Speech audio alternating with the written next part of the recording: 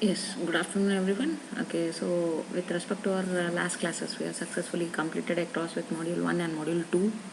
Okay, so with respect to your Unix, as I can just say that as your subject name is Unix programming, we have successfully completed with Unix as an operating system. You guys are now aware with what do you mean by an Unix as an operating system, what are the different simple utility commands which are used across on an Unix as an operating system. Okay, so what's a file system, how it has been maintained. Then you guys are now with an intention of answering of what do you mean by shell script, how to write a shell script and other things there. Okay, so wherein we will be acknowledging with the next three modules with the statement called out as Unix programming there. Okay, so Unix programming, as I had even said across, so the first two COs, okay, we have met out now. Okay, that is explaining of Unix architecture, file system and use of basic commands, you are very well aware now. Illustrating of shell programming and to write the shell scripts, you are very best aware of doing all these things there. Now comes the other three modules will be focusing on these three things there. Okay, so that is with respect to your Unix system programming. Okay, so in that, yeah, module 3 is all regarding Unix file APIs and process control as a whole section. It happens to be a you can just call it as an important section. I can just say that your entire thing, whatever you are studying across here, is an important one. Okay, so here with respect to your Unix as your shell script, that Unix as a file APIs. So keep in mind API stands out for application program interface. Okay, so now all of you very well know that you are running across with commands. Now if I use date as a command, if I use cat as a command, so cat as a command is used to either create a file or else display the contents of a file. Okay, so else it can be a date as a command that can be used for displaying today's date and time. Okay, so these are all set of commands for us, that is nothing but an interface. Okay, user interface which you are using in form of command. Now what happens in a backend when I use date as a command? So what does your kernel does is it assesses this particular directory called out as /bin, okay, from the root, and from there it gets across to us with the output of that particular date as a command. Okay, it gets the output of that particular date as a command and that is being shown across on our screen there. Okay, so this working is called out as API. Okay, API is nothing but inbuilt for these all things. Now for us it is something like whenever I ask you to create a file, so how do you create a file? You can use VI as an editor, else I can use cat, then I can use an greater than sign and I can use a file name. So that's nothing but creation. For us it is something like creation of a file is done by like this, but what happens ultimately in a backend, so how that file has been created, so those all things are nothing but your APIs, that is application program interface. Okay, so at the end of this particular module, these are the things what you are coming across. So this module specially explores basic file APIs. You are coming across to know some basic file APIs there.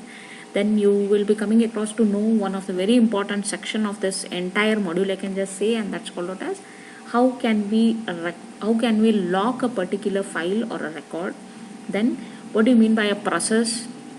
Okay, what do you mean by Unix process? What's the environment required for that? Then how does your kernel support for that particular process? Then for how a process can be controlled. So these are all the module outcomes once you are out of this particular module there. So firstly, let us come across with Unix file APIs there. Okay, these are all set of APIs which you guys are coming across. Okay, so these are all general APIs which you are coming across. So as and how your slides goes across, you will be getting to know the importance of the same. Okay, so now when I said you are creating a file or else you are opening up a particular file, so at that time this is an API, an example I am telling you, this is an API which is run in background, open. When you read the contents of a file, so this is an API. When you write the contents onto a file, so this is a API which focuses on all of those things. LC, it is nothing but finding a particular, it's nothing but allowing a random access to that particular file. You're closing the connection, you're closing the content. For us it is just a cross mark. We go and just click on that particular cross mark, that's all. Okay, that's a user interface. But what happens back into that? Okay, keep in mind these next three modules, whatever you guys are studying, you don't think yourself as an user interface or else only just connected with only the user interfaces there. Apart from that, keep yourself connected being as a programmer now. Okay, being as a programmer, how the things can be done across in a backend, so that you guys are studying here. Okay, stat, fstat, these are all used. These are the APIs which are used, which are the main one which will be working for ls-l. Okay, ls-l lists you all the file attributes there. So these are the APIs which will help you for listing out that. For us, chmod, chown, you guys have come across these as commands now. Changing the ownership, changing the file permissions, okay, these things. Okay, so whenever you are doing that, okay, whenever those file permissions have been changed, whenever the ownership has been changed, so backend an API is run, and that API is called out as chmod, chown. Okay, then any changes you are doing across with the SS time, with the modification time, those all things are being so when you take across with your ls-l, so you will be finding that the last modification time will be listed to you. Okay, that last modification time is listed using this particular API utime. Okay, so whenever I say a link exists, okay, hard link, else it can be a symbolic link. Okay, in your ls-l, the second attribute, the second respective column displays you the hard link account there. So what are those? Okay, so that is all with your link there. Link, then comes unlink there. Okay, link is which is a process to create a hard link to a file. Unlink says that a API is used by a process to delete that particular hard link. Whatever link has been created, to delete that, you are using unlink there. Okay, then comes umask. Okay, very well you are coming across to know the usage of umask. In your next sections, you will be coming across to know more in detail with regarding these things. Okay, so firstly, let us come across with open as an API. Okay, so what is this open? Open as an API is used to open a particular file, or even you can create a particular file also. Okay, so for these, how does this API works? One more very important thing with this sections, whatever I am telling now, do not make any kind of your own inventions or else creations with the APIs whatever I am telling. Okay, no innovations, no renovations with the things whatever has been written. It has to appear as it is. Okay, so keep in mind, because these are handheld by the kernel directly. Okay, these are library files which you can just say library APIs. So you cannot make, these are not user defined functions. Okay, these are already existing. Okay, so now only our part is to know how do they work. That's all. Okay, so by getting to know these things, you can design your own respective working of APIs also. Okay, so for this open as an API, okay, so it goes across with a header file sys/types.h, uni.std.h, then fcntl.h. Okay, open as an API, it takes out with a written value called it as int. Okay, it takes three respective arguments. One is path name, the second one is ss mode, and the third one is permission. Okay, you can just find here, it's a constant char, it's the same one, do not make any innovations with that. ss mode is int type, then permission is of a special data type called out as mode underscore t. Okay, so mode underscore t is a special data type which is existing with this permission there. Okay, I'll tell you one by one, we'll come across with an sequences there. What are these arguments? Okay, the very first one is path name. What is this path name? The path name of the file to be opened or created. Okay, now like for example, I am opening up a file on a desktop. So you find a path name there. Okay, if at all I am speaking what of Windows. Okay, so it happens to be C:/my documents/desktop. It comes across like this. Okay, so that path name you are specifying here. Okay, this path name can be specified in terms of absolute path name or else relative path name. Okay, it can even, this open as an API works for even symbolic link files. Okay, keep in mind the APIs whatever I am telling, these are working across for your regular files there. Okay, so then comes the second one. Okay, ss mode. Okay, what is this ss mode? An integer value in the form of manifested constants which specifies how the file is specified by the calling process. Okay, the manifested constants can be classified as ss mode flags and ss modifier flags. Okay, so it can be like for example here ss mode flags can be keep in mind these should appear as it is, O underscore RD only, O underscore WR only, O underscore read write. So if at all you are opening up a file, so at that time the SS mode can be replaced by either of these three arguments. What are those? Either it can be read only, either the file can be opened for read only, or else either the file is open for write only, else it is open for both read and write. Okay, SS modifier flags are options now. Okay, and now along with this SS mode you have SS modifier flags. Okay, it can be classified into two things. Okay, so SS modifier flags can be used with the OR operator, or else I can just say with this pipeline as an operator there. Okay, so with this pipeline operator, if at all it goes across, so those are being called out as SS modifier flags. So these are your SS modifier flags to you. Okay, so what are these? The first SS modifier flag is O underscore append. Okay, so it says that you are opening up a particular file, or else you are opening up that file and you want to append into it. Append means you want to write something. So it says appends the data to the end of the file. If this is not specified, data can be written anywhere in the file there. Okay, so if you are not specifying this, so where lastly you had left that particular file open with the cursor, okay, so from there the writing starts there. Okay, else if at all you use this modifier flag at the end of the file, the appending starts there. Okay, else you can use a second modifier flag, and that's called out as O underscore create. Okay, this stands out for creates the file if it does not exist. If the file exists, it has no effects there. Okay, if the file exists, it does not have any effect by this SS modifier flag. Okay, if it is not there, so I had said your cat as a command, it works as both display the contents of the file and creation of a file. So this is how your SS modifier flag works there. Okay, O is not specified. Okay, open will abort with a failure return status there. Okay, so if at all it is not specified there, then comes, keep in mind, it is not create, it's only create.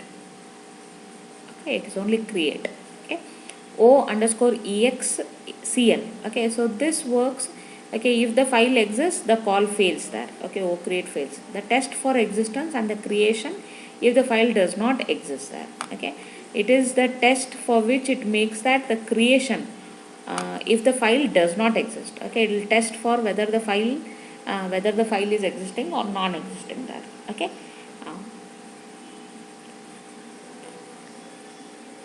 It is being used along with O underscore create. Okay, along with O underscore create, you can use a pipeline and then you can use this flag there. It goes hand in hand with that. Okay, O underscore trunk, it also goes hand in hand with create. It says that if the file exists, okay, so if at all you are using this content, what will it do is it discards that particular file contents and set the file size equals to 0. So that's why be very cautious when you are using this particular parameter. Okay.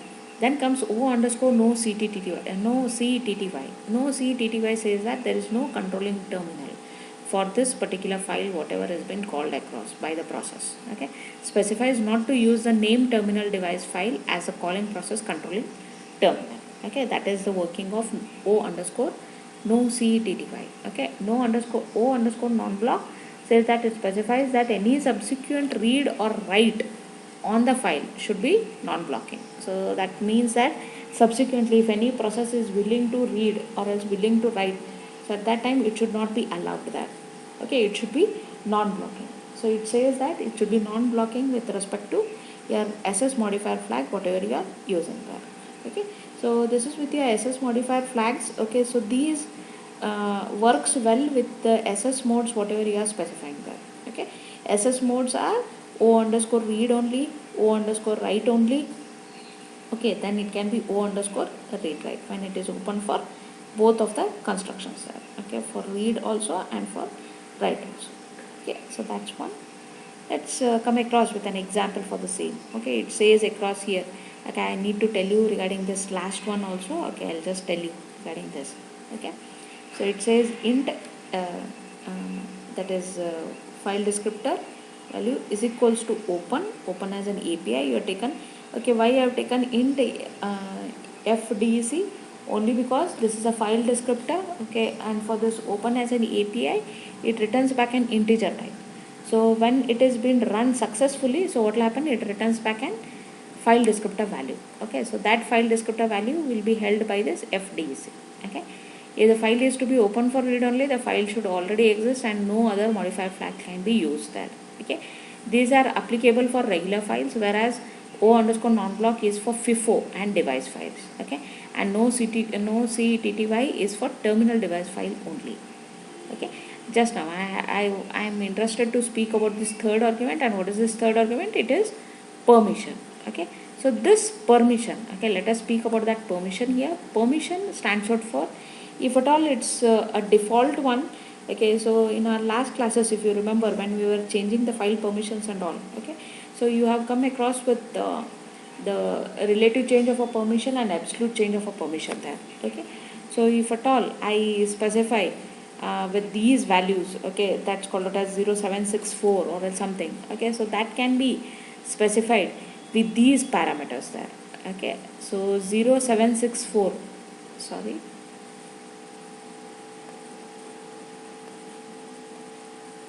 okay, 0764 says that 07 stands out for 07 stands out for, it can be with respect to your 7 stands out for, all the 3 permissions are there, so it stands out for yes underscore I RWX. Okay, then it is with user. Okay, then comes, what is this 6? 6 stands out for, how do you write 6 there? You can just come back, it is 110, that is RW and X is missing. Okay, so that is read is there, okay, write is there. Okay, for whom category of member? It is for group. GRP is the keyword. U stands out for user, and that's another way I can call it out for owner. Okay, and for others, what is that? It is 4, that stands out for 100. 100 is nothing but only read permission. Okay, so that stands out for yes underscore I is a common, okay, which you are using. OTH stands out for others there. Okay, so this is the permission value is modified usually through an UMask as an prototype there. Okay, that's another API, so which ultimately decides with what file permissions the file has been created. Okay, UMask, when you type this as a command on your respective system, it will give you a 3-digit value there. Okay, and that 3-digit value has to be deducted by the default values, default permissions, which are taken out for default file created and directory file created there. Okay, so and whatever value is been deducted, and that happens to be a value for the file which you are creating there. Okay, actual permission is equals to, as I said you just now. Okay, so it returns back an UMask value. This UMask value is been deducted from this permission value, and that happens to be 0546. 05 is for owner, okay, 4 is for group, and 6 is for others. Okay, so the return value of this particular open function, okay, it is -1 if the API fails. Okay, and the error number contains the error status code will be given to you. Okay, and if at all it's a success, it returns back the file descriptor value. Okay, that can be between 0 and open underscore max -1. Okay, so this is how your open as an API works. Okay, so in the next class I will tell you with in regard, especially with create as an API. Okay, thank you.